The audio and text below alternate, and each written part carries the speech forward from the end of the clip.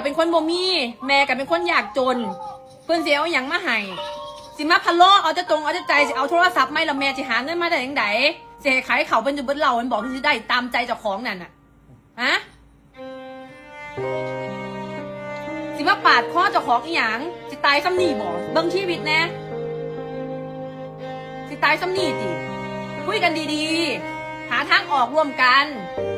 แม่บ่มีตังค์ก็ให้แม่มาคุยกับปะข่ายเบิ่งว่าปะข่ายมีโทรศัพท์เหลือบ่พี่มุกเหลือเถอะบ่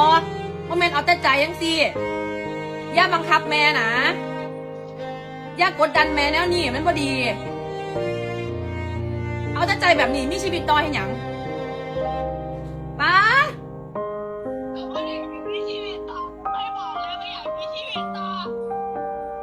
เอาแต่ใจ